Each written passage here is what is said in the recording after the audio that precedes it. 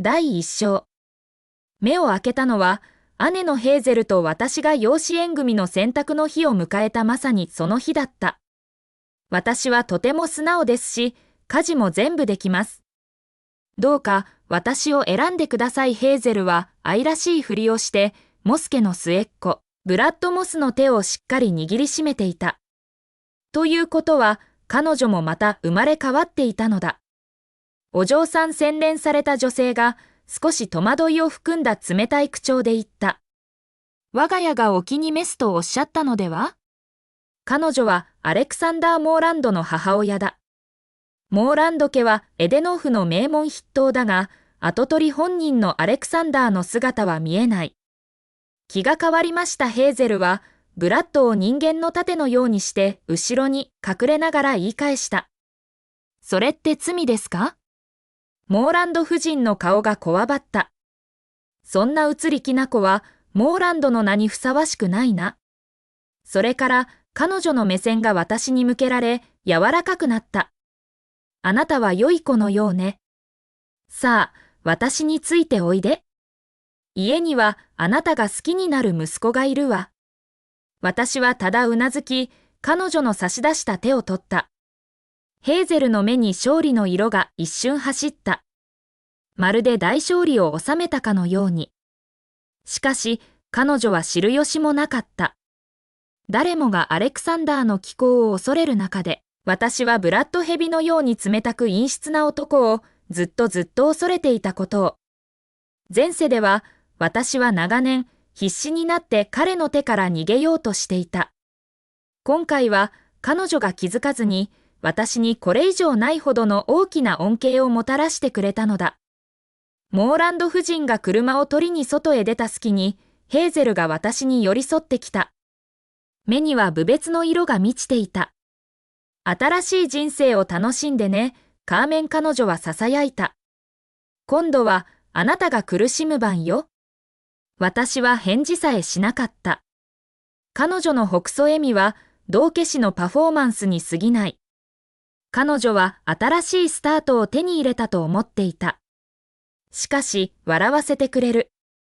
彼女は火の手から逃れたのではなく、想像を絶する、はるかに残酷な地獄へ、自ら飛び込んでいっただけなのだから。モーランド家の屋敷に到着すると、モーランド夫人は私にプライベートな部屋を与え、ピアノ、ダンス、エチケットの家庭教師を小さな軍隊のように雇ってくれた。彼女は優しいが、率直な人だった。可愛い子、正直に言うわ。私は息子にふさわしい相手を見つけるために娘を養子に迎えたの。あなたはしっかり勤めなければならない。アレクサンダーは1ヶ月後に海外から帰ってくる。彼があなたを気に入れば、あなたの将来は安泰よ。覚えておいて、モーランド家のすべてはいずれ彼のものになるんだから。前世の記憶から、アレクサンダーがヘーゼルに抱いたのは軽蔑だけであり、彼女のここでの時間は悲惨なものだった。私も冷たくよそよそしいあの跡取りに好かれるとは思っていない。生き残るための自分自身の計画が必要だった。1ヶ月後、アレクサンダーの帰国を祝う盛大な舞踏会がモーランド家で開かれた。エデノーフの社交界の名士たちが総勢集まり、親密なビジネス関係にあるモスカも招かれていた。交尾やかな舞踏会場の向こう側で、ヘーゼルはすぐに私に気づいた。純白のドレスを身にまとった彼女は、ナイフのように鋭い笑みを浮かべて私の方へ流れるように歩み寄ってきた。パーティーを楽しんでね、カーメン。彼女は囁いた。今夜はあなたの人生で最も屈辱的な夜になるわ。私は前世の記憶でこの晩餐会をよく覚えていた。彼女が初めてアレクサンダーに会った時だ。彼は彼女を一目見て、嫌悪感に眉を潜め、みんなの前で失せろと言った。彼女は厚かましくも彼にしがみつき、自分が彼の将来の妻だと宣言した。彼は一瞬のためらいもなく彼女を蹴り飛ばした。しかし、私もまた生まれ変わっていた。私は彼女の物語の結末を知っている。そして、私はすでに違う道筋を描いていた。ヘーゼルは私が同じ屈辱を味わうのを待っていた。彼女は驚くことになるだろう。第2章。しかし、彼女は失望させられることになる。アレクサンダーが堂々と入場する直前に、私は個人書斎で彼を待ち伏せした。これが初対面だ。彼は私より頭一つ以上背が高く、抜群にハンサムな顔は冷たく近づきがたかった。やっぱり近づきにくいんだ。私は書類を手渡した。新しいプロジェクトを手に入れたが、どう進めるか迷っていると聞きました。これが私の提案書です。必ず利益を出せます。私は孤児院育ちで高卒の学歴しかないが、鋭いビジネス感覚を持っていた。前世ではブラッド・モスが大物実業家になれたのは、まさに私がその影の参謀だったからだ。どうしてこのプロジェクトを知っている？彼は尋ね、ファイルを受け取るとページをめくった。前世では、あのプロジェクトはブラッドのものだった。当時彼は私によくしてくれたので、私は契約を確実にした計画を彼に与えた。今回は私の助けがなければ、それはアレクサンダーの手に渡っていた。調べました私はほのかに微笑んだ。モーランド様、このような提案書を定期的にご準備できます。一つだけ条件があります。公の場では家族の役を演じる。プライベートでは別々の生活を送る。アレクサンダーは何よりもまず実業家だ。利益こそが彼の究極の動機だ。私に有用性があると証明できれば、彼は私の価値を再評価するだろう。ちょうど彼が同意すると思ったその時、彼は眉を上げた。なるほど。君は協力と引き換えに安全な避難場所を欲しいのだな。それから彼の口調が変わり、ほとんどから買うような調子になった。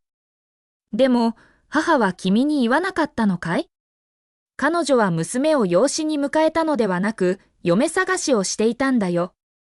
承知しています。それでどういう意味ですか？私は混乱して尋ねた。彼の唇にほのかな微笑みが浮かび、ファイルを閉じた。この計画は素晴らしい。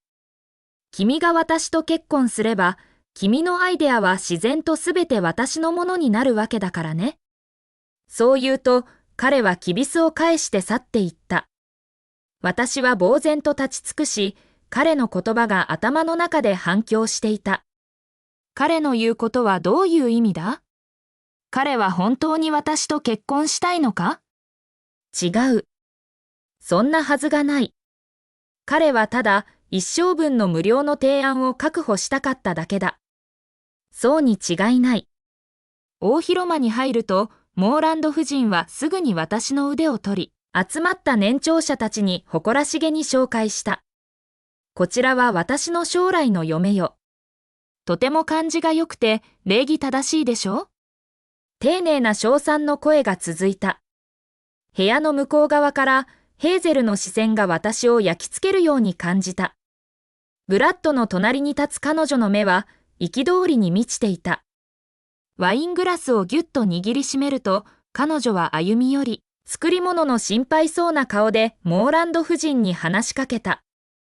モーランド夫人、アレクサンダー様はご帰国なさったばかりですよ。カーメンは彼にお会いしたことすらないのでは？どうして彼が同意なさったと確信できるんです？彼女は孤児院ですでにひどい第一印象を与えていた。今、彼女の大胆な質問を聞き、モーランド夫人の目に怒りの色が走った。よくもまあ、モーランド家のことに口出しするとは。あなたは何様のつもり？ブラッドの顔が青ざめた。申し訳ございません、モーランド夫人。妹の無礼をお許しください。彼女はよく考えずに口を出してしまうのです。しかし、私はそれを見た彼の目を一瞬よぎった危険な影を。私はその目つきを前世で何度も見てきた。それはいつも悪夢の始まりを告げる合図だった。冷たい恐怖が私を捉えた。私は本能的に一歩後ずさり、何か硬くて温かい胸にぶつかった。振り返って驚いて見上げると、アレクサンダーの顔があった。彼の腕が私を支えていた。危ないよ、彼は囁いた。普段は冷たい彼の目に珍しく微笑みが浮かび、声は思っていたよりも優しかった。私たちの真正面に立つヘーゼルは、今にも爆発しそうな顔をしていた。なぜ彼が私にそんな優しさを見せるのか、心の中で叫び声を上げているに違いない。アレクサンダー様、彼女は思わず口を滑らせた。本当にカーメンがお好きなんですか？彼女はただの孤児ですよ。しかも彼女は不純です。襲われたんです。彼女の言葉に広間全体が静まり返った。彼女は孤児院でのあの夜のことを指している。男が眠っている私の部屋に忍び込み、服を引き裂こうとした。彼は私を犯そうとした。しかし、私は抵抗した。花瓶で彼の頭を打ち砕いたのだ。第3章。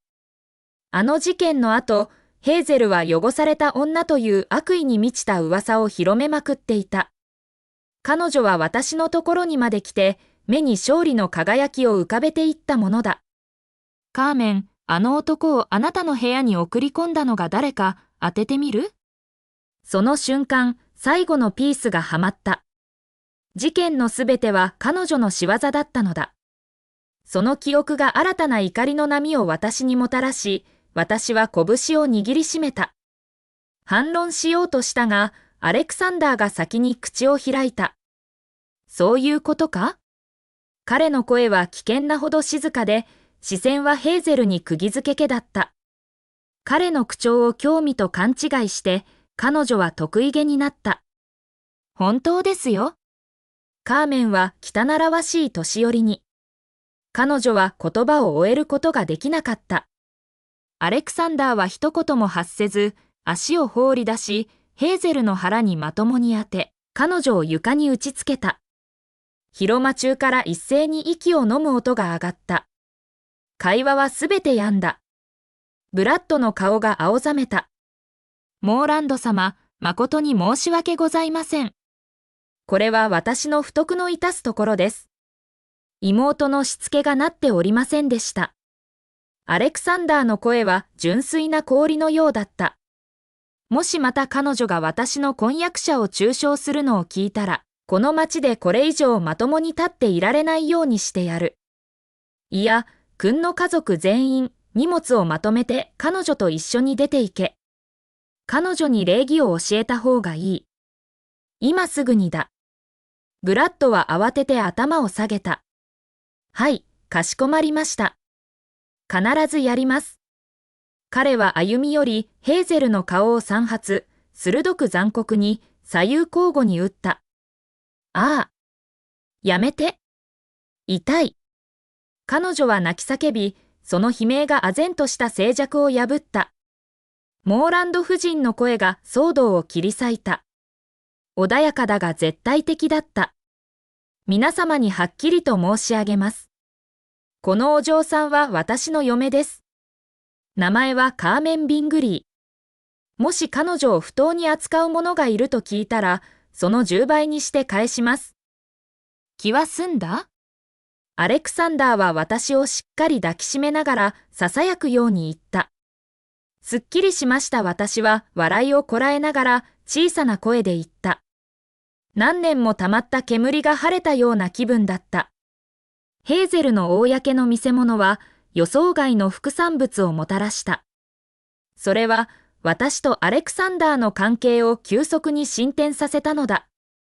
一夜にして誰もが私がモーランド家に選ばれた嫁であることを知り、私に示す敬意は全く新しいものだった。ヘーゼルの方はといえば、ブラッドに引きずられて去っていき、彼の顔は恥辱に満ちて険しいものになっていた。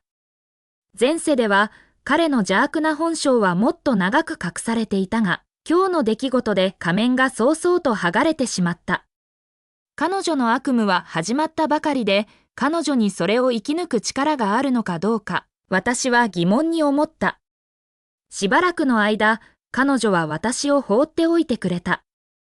そのおかげで私はお金を稼ぎ、この金ピカの檻から逃げ出す計画を立てるための貴重な時間を手に入れることができた。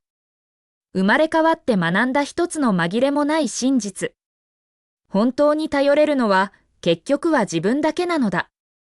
転職活動の最中、アレクサンダーから連絡が来た。彼のメールはストレートだった。うちの会社に来て働け。初任給、月$5000、賞与別途。私が探していた高級の仕事にぴったりだった。すぐに承諾した。しかし、面接へ向かう途中、突然甘ったるい匂いのする布が私の口を覆った。気がつくと、薄汚い公衆トイレで方向感覚を失っていた。床は水でぬるぬるし、空気は吐き気を催すような悪臭で満ちていた。そして、私の上に立っていたのは、孤児院で私を襲ったのと同じ男だった。彼の黄色くなった歯が卑猥な笑みを浮かべていた。お前を済ませたら、モーランド家の嫁ごっこは諦めろ。ああ、心配するな。ショーへの招待状はもう送ってやったぜ。冷たい微笑みが私の唇に浮かんだ。どうやら前回の花瓶は十分な教訓にはならなかったようね。なんだと？彼はうなり声を上げた。汚れを無視して濡れたタイルの床から体を起こし、ポケットからナイフを抜いた。歯は鋭く研ぎ澄まされ、キラリと光った。同じ罠に2度も引っかかると思う？彼が反応するより早く、私は自らの腕にナイフの一線を走らせた。血がすぐに湧き出し、私はそれを自分の服と肌に塗りつけた。ちょうどその時、ドアが勢いよく開いた。モーランド様、どうかカーメンを傷つけないでください。彼女はただ寂しかったんです。それでこんなところで男に会うなんてことになるんです。ヘーゼルの愛眼は血まみれになって立っている私を見て、喉の奥で途切れた。